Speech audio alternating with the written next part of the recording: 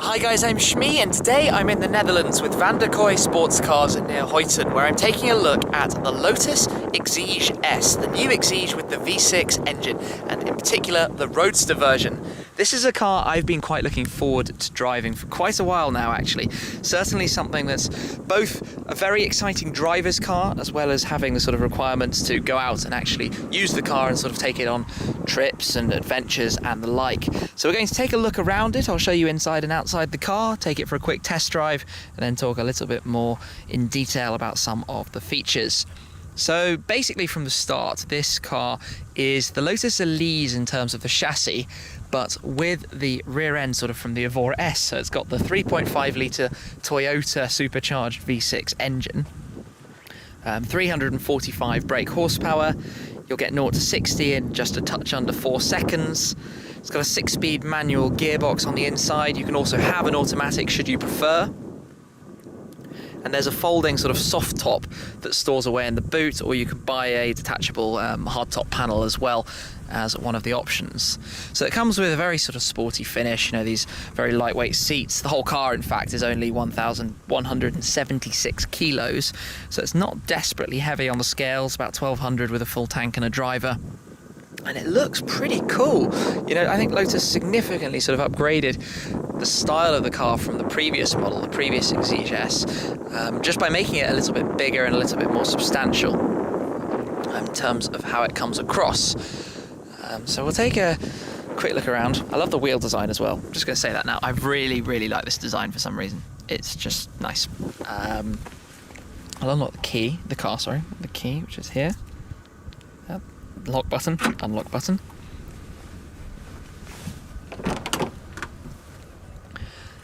So you do have massive side sills to step over to get into the car, but when you're in you can see it's all very functional. Just to show that a bit more, let's pop open the boot, which hydraulically hinges up. We can see the engine here, of course, sideways mounted. You've got the storage space, which is filled at the moment with the roof cover, but if that was on the car, or the hardtop was on the car, obviously there is the hardtop version of this car with the rear wing as well, but there's a decent-ish storage space behind there. If you needed to squeeze in for a trip away, you could just about manage it. Panels are all very soft, lightweight composite material. But this car, to my mind, is a very, very good-looking machine. And that's one of the reasons why I wanted to take a test drive. So it's great at the Van der Kooi Sports Cars guys to have me down for this. Just jump in, see if I can do this. Rolling the camera, getting over this side sill. It's not the easiest car to get in and out of by any stretch of the imagination. In fact, it's quite spectacularly difficult. Got a storage tray up here. You can see I've got my cameras in there ready for filming now. And it's very cozy. But I'm going to go for a test drive today. Let's just start it up first.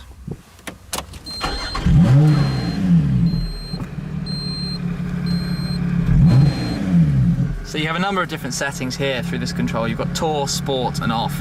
In Sport, the exhaust valves are open. So we're going to be able to hear how the car sounds.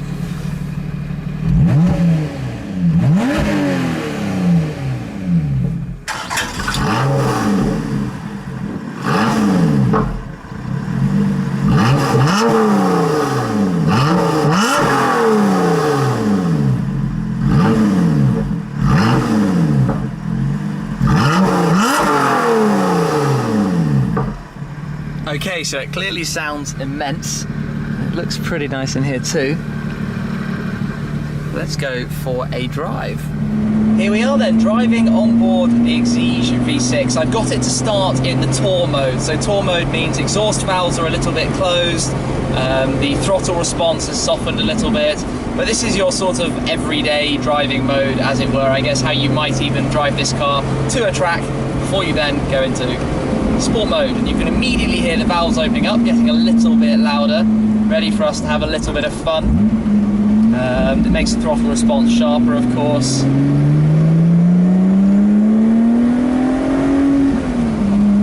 you get to hear that that, and that's not even anywhere near the red line. This thing goes up to 7,200 RPM.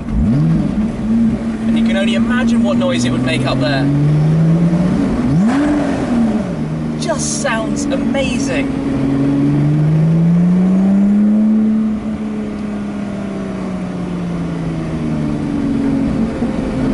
Handling is of course pinpoint precise. No automated or electronic systems helping you out.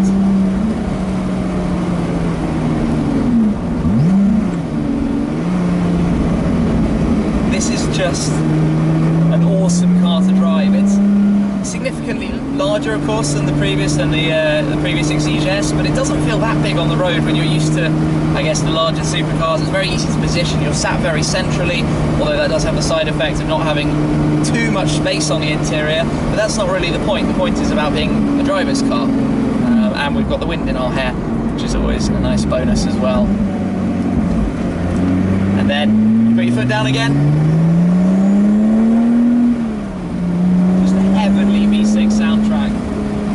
So where this car seems to really stack up is that it's probably one of the most fun ways that you could drive, let's say, to a racetrack in a car that's probably going to be one of the quickest cars at the racetrack in terms of the feel, and that's what it would be like with the coupe. And then this with the Roadster is that sort of driving experience in the car that you're going to go off and do road trips around the Alps or whatnot and have an immense amount of fun in. And you can just totally see how this car, for a couple of hours a day, you could just have an amazing time out on the roads with a sort of proper level of driver engagement and feedback from the car, and it's no particular chore to drive. It's not desperately working too hard. It's just really fun. Back at Van der Kooi, and I absolutely love that. I've got such a massive craving right now for something like this, something fun, manual, driver's car, just exciting. And the Exige V6 is such a good car. The aural symphony from that engine behind you is truly outstanding. And it's so sort of gets you feeling and part of the car and just enjoying it. And like the feedback it gives you is immense, absolutely immense. I'm a little bit lost for words because I just really enjoyed that drive. It's pure fun. Best way to describe it, and I just think they look so cool as well. Obviously the coupe with the hard top roof, the fixed roof, is more about the track experience, and this is more about taking that to the sort of GT environment, the long distance drives or the road trips, or just taking it out on a country lane for a good bit of fun. And there's also the cup car, which is even more focused still, with sort of harnesses and the removable steering wheel and that sort of setup. But yeah, I think you can tell from my voice I've really quite enjoyed this. It feels like quite a more substantial car than the older model, the previous Exige S, and that is because it is larger with a more serious engine. You certainly get that feedback from the car as you're going. I think what we're going to do now, though, is a quick demonstration of popping the roof on, just so you can see how you can turn it into a car that you could drive if it was raining as well. From a driving point of view, I've loved this. So the roof is stowed in the boot, so we open that. It obviously opens itself up. We've got this roof piece, which is actually quite a substantial component.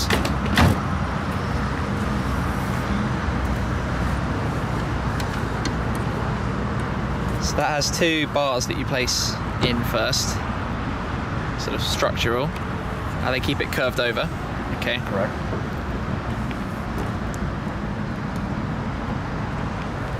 For each side.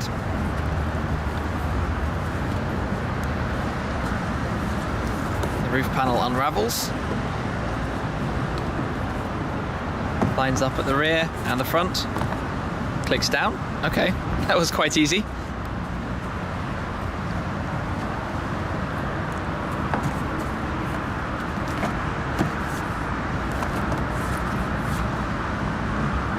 Lock in first side. And lock in the second side, and that's it, that's done. That was substantially easier than I perhaps anticipated. What are the rules about what you can do, driving speed, or any limitations? Same rules. So just under 250 kilometers an hour or so? Yeah. Okay. Yeah. And there. Roof on. Roof in place, and it actually doesn't look too bad like that at all. And obviously, if you get the coupe, you have the wing on the rear of the car as well. But yeah, big thanks to Van der Kooi Sports Cars for allowing me to come along and check out the Lotus Exige V6S. It's been a very enjoyable drive. And while I was here, I also test drove the Xenos E10S. You can find that video on my channel, either if it's not up already in the near future. So yes, make sure you go check out the guys here on their social media pages, links right down below. But I've really enjoyed this. Thank you very much for watching. I'm currently on a tour around Europe in the BMW X6 M50D, so there's plenty more content to check out as well, so make sure you go have a look at all of that on the Shmee150 channel. But that is it for right now. I will catch up with you again very soon. Cheers!